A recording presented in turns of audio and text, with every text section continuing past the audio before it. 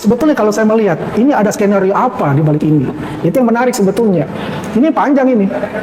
Ini bukan ujuk-ujuk, ini ada semacam desain ini. Oke. Ya, seperti itulah dulu. Bang Aristo, jadi gimana? Apakah pernyataan Kasih yang disampaikan Bareskrim ini cukup kuat secara hukum? Gini, ya kalau kuat secara legal formal kuat, tapi saya mau mendudukkan persoalan ini dengan bahasa yang lebih sederhana ya. Gini, persoalan ini adalah, ini persoalan pembuktian. Ini persoalan pembuktian, ini jantungnya hukum acara pidana. Nah, di persoalan pembuktian akan selalu ada perdebatan di negara manapun, termasuk yang lebih advance seperti Amerika, antara legal truth atau kebenaran hukum, itu yang secara formal, secara prosedural, dan factual truth. Kadang-kadang ada distance. Mestinya idealnya legal truth sama dengan factual truth, apa yang terjadi sama dengan apa yang dibicarakan, yang diklaim oleh otoritas. Nah, apa yang terjadi sekarang di sini? Pertama, otoritas dalam hal ini Bareskrim, UGM, ya, sudah melakukan statement bahwa ijazah itu identik. Dia melakukan komparasi dengan teknik penyelidikannya. Ini adalah kebenaran formal. Kalau pertanyaannya Mbak Vena, jadi ini sebenarnya bagaimana? Apa sih kekuatan otoritas itu? Kekuatan otoritas itu secara legal truth kuat. Kenapa kuat? Karena kita lihat konferensi persnya. Pertama sudah melakukan uji forensik. Ya, forensik itu dibandingkan tadi tintanya, stempelnya, itu satu hal. Kemudian saksi-saksi teman Pak Jokowi, kemudian foto-foto hard evidence. Nah, pertanyaannya, apakah legal truth, apakah kebenaran formal ini sama dengan factual truth? Ini persoalan ini sedang dipermasalahkan oleh Mas Ahmad, ya. Kita nggak tahu, factual, saya nggak tahu karena saya nggak pernah memeriksa ijazahnya. Tetapi kalau pertanyaannya bagaimana posisinya sekarang? Posisinya sekarang legal truth-nya ini mengarah kepada tidak ada tindak pidana karena ijazahnya itu bahasa sederhananya asli. Apakah legal truth, tadi pertanyaannya kembali, apakah legal truth itu sama dengan ada distance dengan factual truth? Idealnya enggak, tapi itu bisa terjadi. Tetapi sekarang ibarat ini pertandingan ya. Kalau kita lihat pembuktian itu kan siapa yang lebih meyakinkan. Sekarang mohon maaf Mas Ahmad ini sedang kalah kira-kira.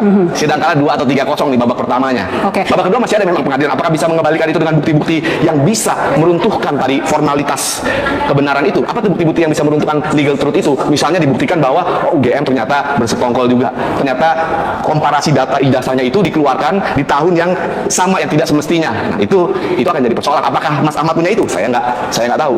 Artinya ini harus memberikan pembuktian yang mengarah kepada factual truth tadi? Iya pasti dong. Karena sekarang legal truth-nya, mohon maaf Mas Ahmad, ini lagi kalah nih kalau ibarat pertandingan sepak bola. Kenapa lagi kalah? Satu tadi saya bilang, pernyataan dari otoritas. Itu satu loh. Kemudian yang kedua, saksi-saksi, ada foto-foto. Dan jangan ingat, jantung hukum pembuktian di Indonesia itu, saya selalu bilang, tekanannya adalah kepada kuantum, jumlah alat bukti. Tadi Mas Ahmad 184, 2 alat bukti tambah 1 keyakinan hakim. Kalau kita lihat konferensi persnya Bareskrim, itu udah lebih dari 2. Apa maksudnya lebih dari 2? 1, uji forensiknya, itu bisa jadi dokumen surat. Ada lagi keterangan saksinya, keterangan ahlinya, ini udah lebih dari 3 ini. Jadi secara legal truth, ini sudah terpenuhi. Dan kalau misalnya kita bicara di pengadilan, ternyata menetapkan tersangka dengan memvonis orang, jumlah kuantum alat buktinya sama, yaitu 2. Apa bedanya? Kalau di pengadilan tinggal ditambah, apakah hakimnya yakin apa enggak? Jadi subjektif. Jadi makanya itu saya katakan, kalau ini pertandingan sepak bola, mohon maaf, pihaknya Mas Ahmad ini lagi kalah nih di babak pertama. Apakah dia bisa mengembalikan? Saya nggak tahu. Mohon maaf, pihaknya katanya lagi kalah nih situasinya. Ditahan nanti ya. Saya untuk Mas Fauzi tadi. Ini kalau dari kata Bang Aristo, kalau dari sisi legal truth udah kalah, seperti apa? Iya, saya mau luruskan ya. Kita ini tidak cari menang-menangan, tapi kita cari kebenaran. Dan ini bukan soal kemenangan siapa, kekalahan siapa. Kebenaran ini sebenarnya dicari oleh seluruh rakyat kan. Kita semua kan butuh kebenaran. Kebenaran tentang bangsa kita apa benar sih pernah punya legasi dipimpin seorang presiden tertuduh ijazah palsu 2 periode gitu. Dan ketika masuk ke legal formal, kita juga harus menghormati asas-asas di dalam hukum kita. Misalkan presumption of innocence, asas praduga tidak bersalah. Seorang itu tidak boleh kita katakan bersalah kecuali atas putusan pengadilan berkekuatan hukum tetap. Makanya saya kira setiap pengamat akademisi pun harus berhati-hati mengambil nomenklatur yang tepat dalam perkara ini. Karena seluruh rakyat melihat sebenarnya terjadi 2 peradilan sekaligus. Satu peradilan yang berawal dari kepolisian berujung di pengadilan, yang kedua peradilan rakyat. Rakyat ini kita anggap sekarang hakimnya. Mohon maaf, hari ini bukan kita mengkritik institusi tidak percaya, tidak, tetapi presiden begitu banyak institusi kita itu melakukan tindakan hukum yang anomali. Contoh kalau tadi bicara Bareskrim nggak percaya, kasus pembunuhan Brigadir Joshua Huta Barat, itu hasil awalnya dari Bareskrim seperti apa, tapi begitu di challenge oleh masyarakat baru terungkap, ternyata itu bukan tembak menembak, ternyata ada pembunuhan berencana, ternyata dalangnya adalah seorang polisi juga. juga. Nah, Oke. saya mau kembali ke persoalan tadi. Oke. Saya ingin tegaskan begini. Sekarang kalau memang persoalan ini harus muara ke pengadilan, kenapa Barreskrim menghentikan penyelidikan di proses Dumas? Harusnya bawa terus ini barang sampai ke pengadilan. Nah, kalau ini dihentikan itu kan terbaca motifnya. Satu sisi di Barreskrim dihentikan hanya untuk melegitimasi ijazah Oke. saudara Jokowi, padahal belum ada putusan pengadilan. Harusnya dilanjutkan sampai pengadilan. Iya, gitu yang ya. di Barreskrim. Mas Andi, ini katanya untuk mencari kebenaran. Rakyat ingin mencari kebenaran. Kebenaran seperti apa sih? Saya setuju ya mencari kebenaran itu, biar terang benderang itu ya. Cuma saya nggak setuju ada pengadilan rakyat yang mana diadili, ya kan? Ini kan penggiringan opini seperti itu. Kita serahkan saja kepada penyidik ya, dan laporan Pak Jokowi sudah melaporkan itu. Dan selama ini ya bicara jasa palsu itu kan pada pihak Pak Jokowi. Ini ada sekelompok orang yang memang untuk bisa bagaimana mengganggu Pak Jokowi dalam bekerja. Bayangkan sudah 3 tahun, dia pun sudah jadi rakyat biasa, ya itu masih diinikan juga. Perlu dicatat juga ya, yang sebagai dikriminalisasi sebetulnya bukan Pak Jokowi lah yang dikriminalisasi selama ini. Coba ingat, selalu dikatakan palsu. Zaman post-truth, ya palsu bisa dia pikiran mereka. Pedagang-pedagang itu kalau kita ngomong, wah jasanya palsu, apa dia tahu? Enggak, karena ada oknum-oknum itulah yang selalu mengatakan bahwa jasa Jokowi palsu. Nah inilah saatnya Pak Jokowi ya menggunakan haknya sebagai rakyat melaporkan ini kepada pengadilan kepada Polda Metro Jaya.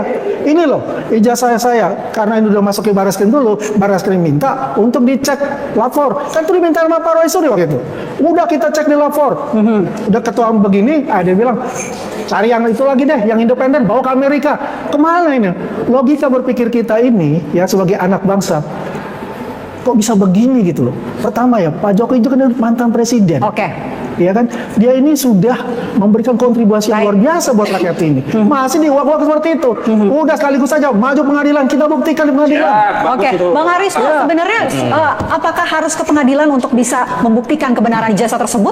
Ini sebelum nanti saya akan jawab, tapi tadi karena persoalan tentang kebenaran, saya mau jelaskan bagaimana kita mengaplikasikan konsep kebenaran di dalam perkara ini, dalam legal framework. Tadi saya udah bilang soal legal truth dan factual truth ya. Gini, konsep kebenaran yang sekarang terjadi ini, Barreskrim, kemudian diotentifikasi dan lain-lain, itu yang saya katakan legal truth. Apa maksudnya sih legal truth? Legal truth itu kebenaran yang dimonopoli oleh kekuasaan negara. Saya ulang ya, kebenaran yang dimonopoli oleh kekuasaan negara dan dalam perkara ini turun kepada satuan hukum acara pidana, itu namanya. Apa maksudnya? Yaitu sistem pembuktian, ada otoritas dan lain-lain. Tadi Mas Ahmad ya mengatakan, oh nggak percaya Barreskrim pernah begini begitu. Betul. Kebenaran yang disystemize ini kadang-kadang ada errornya juga. Kenapa bisa error? Ya kadang-kadang ada korupsi di sana, ada kolusi di sana. Nah itu makanya saya bilang legal truth bisa saja distance dengan factual truth. Nah, artinya sekarang tadi saya katakan legal truth tadi kebenaran yang sudah disystemize oleh negara, sudah kira-kira ini menyatakan benerlah ijazahnya Pak Jokowi. Nah, untuk mematahkan ini, untuk merobohkan konstruksi legal truth ini perlu ada factual truth yang nyata. Apa itu factual truth yang nyata bisa merobohkan? Misalnya tadi, oh Barreskrim ini nggak benar-benar meriksa ijazahnya. Ternyata perbandingan ijazahnya dengan ijazah yang palsu lainnya. Atau misalnya ada kolusi di dalamnya. Nah, itu untuk merobohkan. Nah, sekarang ya, ini belum bisa dirobohkan. Paling tidak dalam pengamatan Karena saya. belum ada Dan saya sangat berhati-hati Mas Ahmad dalam bicara ini dan ada basisnya ya. Itu yang pertama. Yang kedua tadi perlu tidak sampai ke pengadilan. Kalau Mbak Vena nanyanya dalam rangka legal truth, ya perlu. Kenapa? Karena monopoli terakhir itu ya lewat pengadilan. Dan pengadilan ini sebenarnya tadi makanya saya bilang sedang kalah. Kenapa? Karena di pengadilan ini quantum of evidence atau jiwa pembuktiannya terletak pada angka 2. Jadi angka. Ngerti nggak maksud saya? Jadi 2 alat bukti ditambah keyakinan hakim, itulah kebenaran. Dan sekarang kalau saya lihat konstruksinya sudah lebih dari 2 alat bukti yang dijelaskan oleh Polri, udah lebih. Apakah kemudian hakim nanti yakin akan itu? Ya itu persoalan lain. Tapi paling yang saya mau katakan, thresholdnya sudah terpenuhi. Jadi kebenarannya itu sudah terpenuhi hampir, saya bilang 70%. Tinggal 30%-nya ini keyakinan hakimnya. Hakimnya yakin atau tidak. Begitu konstruksi sebenarnya. Mas Andi Aswan, berarti kalau di pengadilan nanti kemudian ingin ijazahnya dibuka, siap? Ya justru itu, beliau menanti itu. Sebetulnya ya, kalau misalnya ya datangnya baik-baik, ya tabayun gitu Pak. izin Pak, kan biasa kan enak gitu loh ya. Kita kan orang Indonesia gitu, orang Timur gitu loh. Tapi kalau datang yang menggeruduk, membuat narasi-narasi negatif ya, framing beliau gitu kan, yang saya katakan tadi, selalu bilang palsu-palsu, orang yang palsu, kenapa nggak bilang asli loh, asli gitu. Kan mesti seperti itu, jadi balance ya, kan seperti itu. Nah inilah yang saya sayangkan gitu. Makanya hak beliau untuk mendaftarkan di pengadilan untuk semua ini terang benderang, terbuka semua gitu loh. Karena yang kita takutkan, saya takutkan juga ini, sebetulnya ada grand design di sini bagaimana untuk mendiskreditkan Pak Jokowi dan keluarganya. Tembakan terakhir mana? Maksudnya Pak Mas Gibran kan sudah terbuka tuh, udah bicara-bicara itu. Oke, Mas Fauzi, benarkah tujuannya ini adalah untuk mendiskreditkan Pak Jokowi? Nah ini halu ini. Jadi berusaha mengaitkan hal-hal yang tidak relevan dengan tema dan kemudian berusaha mendiskreditkan upaya menegakkan hukum itu dengan narasi-narasi yang tidak faktual, tidak konseptual, dan bahkan tidak legal. Kita fokus saja pada persoalan yang hari ini kita bahas. Dan tadi kalau di soal tentang datang baik-baik, TPO itu datang ke Solo baik-baik, dikirim surat pemberitahuan, permohonan dan sebagainya, diterima juga dengan baik-baik. Hanya di ujung dia menyatakan tidak ada kewenangan kalian meminta dan tidak ada kewajiban saya untuk menunjukkan. Nah, logika ego yang tinggi ini sebenarnya tidak bisa menyelesaikan. Itu pula yang terjadi pada kasus Bambang Trimulyono. Mohon maaf, permintaan ijazah ini sampai pengadilan bukan baru hari ini saat Bambang Trimulyono dituduh mengedarkan kabar bohong, ijazah palsu, pembuktiannya harus didatangkan ijazah asli, hakim meminta, nggak datang tuh barang. Dan saya nggak mau pusing-pusing dengan legal truth dan sebagainya lah. Rakyat itu sederhana. Pak Jokowi mana sih ijazahnya? Tunjukkan. Selesai. Itu lebih simpel. Kita tidak perlu proses ke pengadilan dan sebagainya. Tapi sekali lagi, satu lagi. Karena ini sudah masuk ke pengadilan, maka saya minta yang di Barreskrim jangan dihentikan, lanjutkan pengadilan. Nggak fair kalau melanjutkannya lewat di Polda Metro Jaya. Bang Aristo, silakan direspon. Yang mana yang saya respon nih? Jadi respon apa legal truth yang disampaikan? Ya itu persoalannya ada di dalam kacamatanya Mas Ahmad ini ada distance antara legal truth dan factual truth-nya. Makanya sebenarnya akan ditunggu apakah Mas Ahmad dan tim ini bisa merobohkan konstruksi legal truth ini. Karena legal truth ini tadi saya katakan itu adalah monopoli kebenaran oleh negara. Karena kalau masing-masing mengklaim kebenaran ya kacau kan. Makanya ada yang namanya instrumen hukum, ada pengadilan. Karena pengadilan itu diberi tugas untuk mendefinisikan apa itu kebenaran dengan sistem pembuktiannya sendiri. Dan sistem pembuktian yang sekarang terjadi, ya mohon maaf mengarah kepada kubunya ke Pak Jokowi bahwa ijazah ini itu paling tidak otentik atau identik.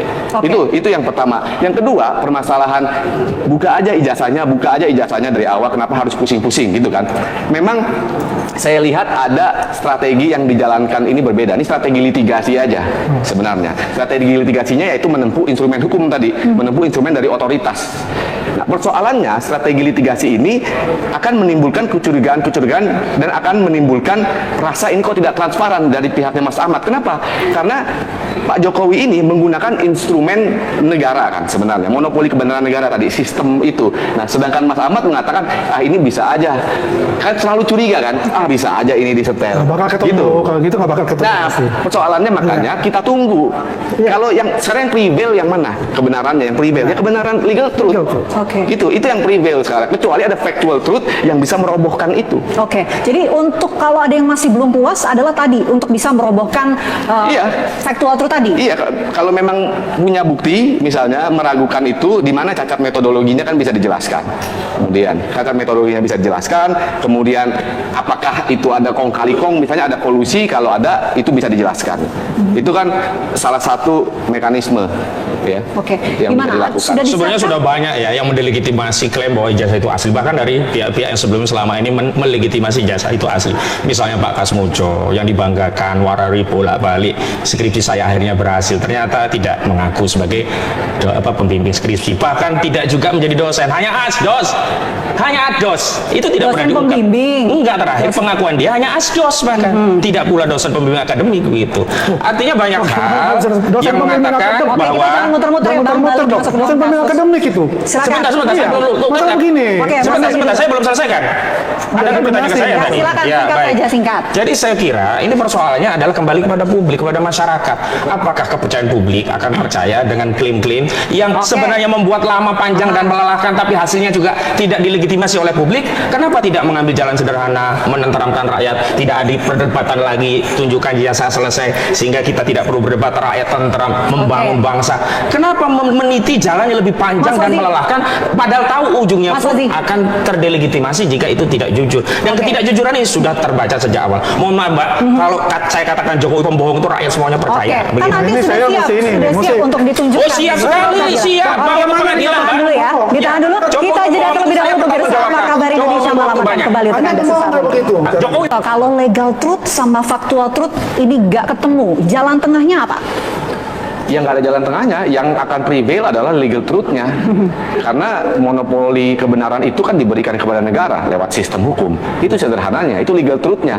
Nah, kalau factual truth-nya mestinya, kalau tidak ada yang bisa membantah konstruksi ini, ya legal truth ini akan dianggap oleh factual truth. Begitu kira-kira. Oke, jadi tidak ada jalan tengah ketika keduanya ini tidak bertemu, ya satu-satu yang jadi paling kuat ini adalah legal truth begitu. Ya sudah pasti kalau kita bicara sistem hukum, tapi orang-orang yang merasa ada distance, kecewa dengan legal truth ini, tidak percaya dengan sistem ini, kan akan tetap berbicara. Ya, akan tetap berbicara terus, misalnya komentar-komentar itu. Dan komentar itu saya katakan dilindungi oleh freedom of expression, karena MK juga melindungi soal itu. Oke, Mas Hozi, statementnya kita mau dingin ya, nggak panas-panas.